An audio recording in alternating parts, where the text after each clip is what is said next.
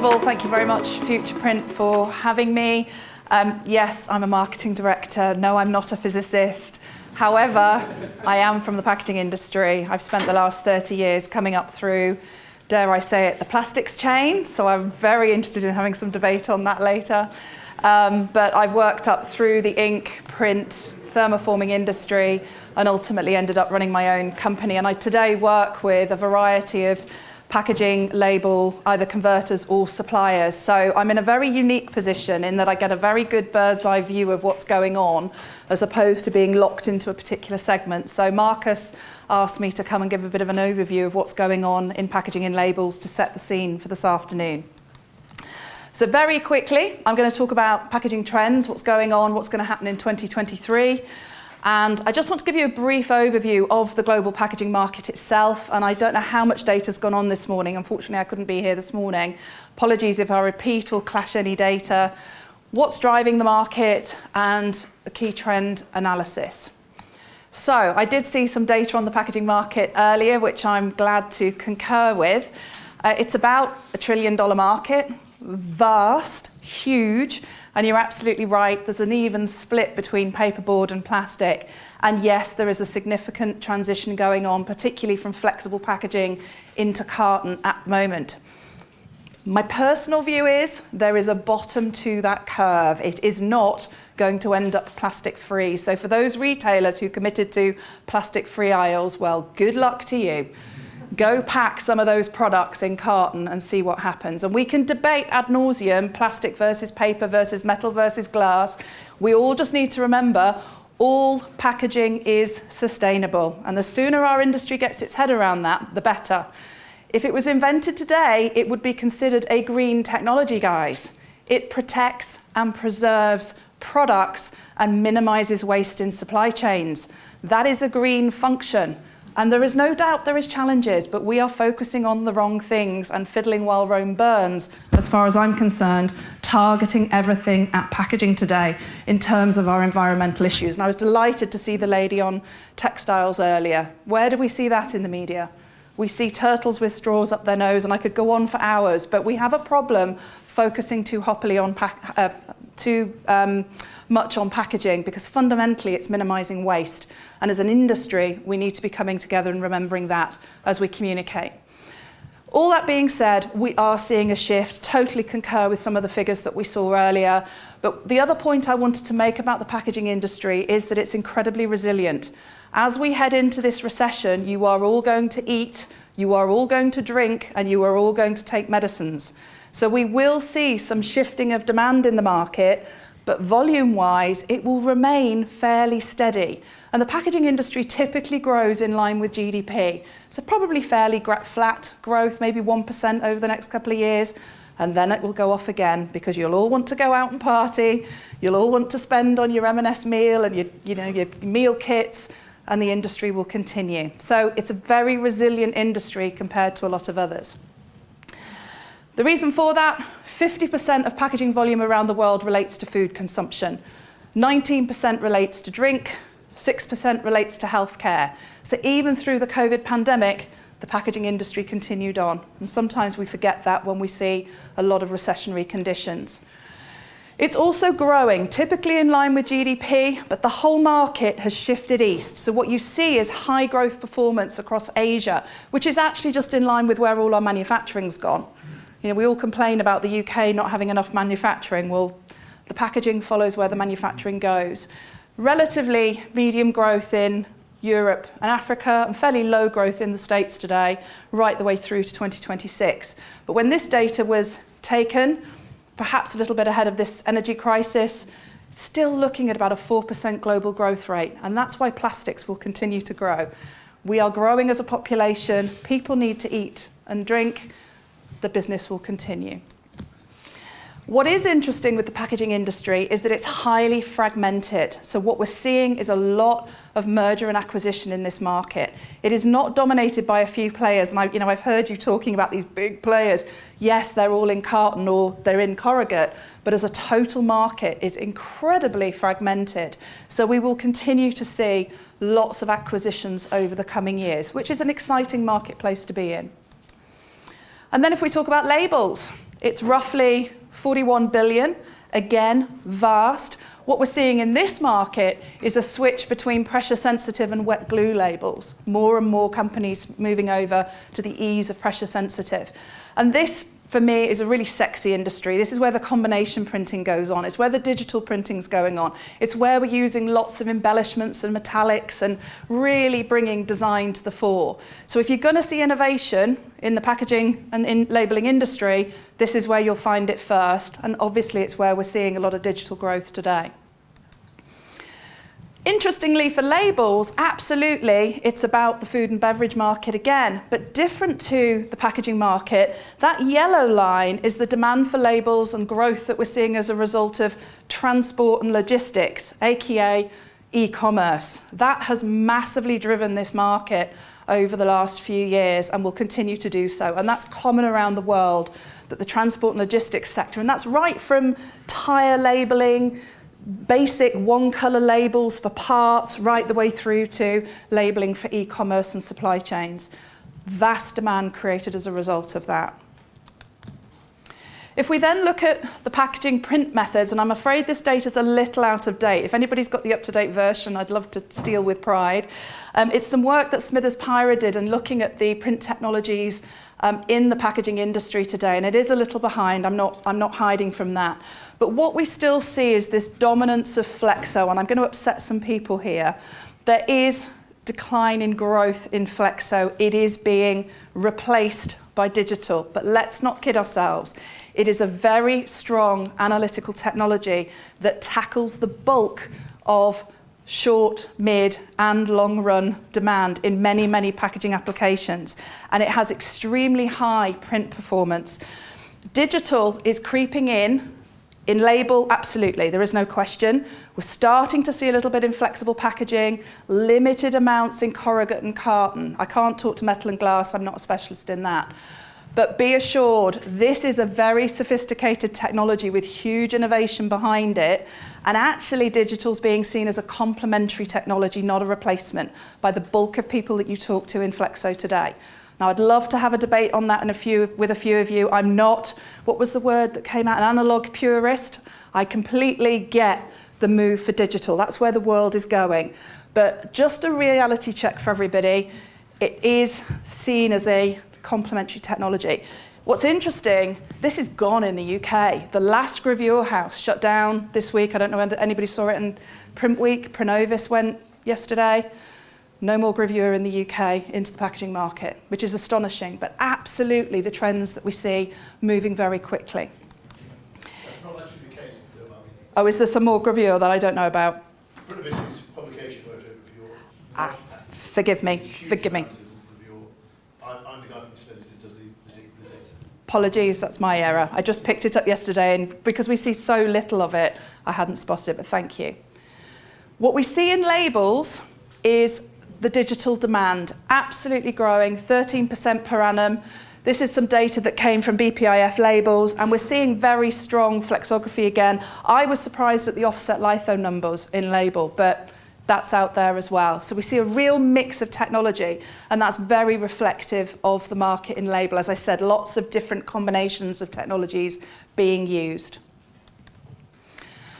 But what's going on? And I think this picture absolutely summarises it for the packaging and label industry at the moment. We've had the pandemic, we've got the war in the Ukraine, we've got supply chain disruptions which are starting to fade away but still hitting everybody. We've had Brexit, we've got skills and labour shortages, inflation from the energy crisis, and the energy costs hitting everybody. What a time to be in manufacturing, not easy. Lots and lots of volatility, lots of change, lots of people reacting. In fact, I was at a conference yesterday and the guy said, oh, you know, you've all got labour shortages, and all the printers in the room went, no. And he was, what are you talking about? I come from Europe, everybody's got labour shortages, and generally the macro trend is labour shortages. But the reaction to the recession is people are letting people go. And I spoke to one guy, he'd let 5 of his 10 temps go, really worried about the volumes into the first quarter. So that's a longer trend, not hitting just quite in third, fourth quarter of this year. If we look at, again, a little bit of data earlier from this year and what printers are worried about, those issues absolutely flow through. Substrate costs, energy costs, access to labour's up there, sourcing materials and supply, wage pressures. I'm in marketing. A copywriter's fee for me to get a copywriter in now has gone up by 25% in the last year. It's scary, and I don't know where that ends. So, what's driving the market? What do we see?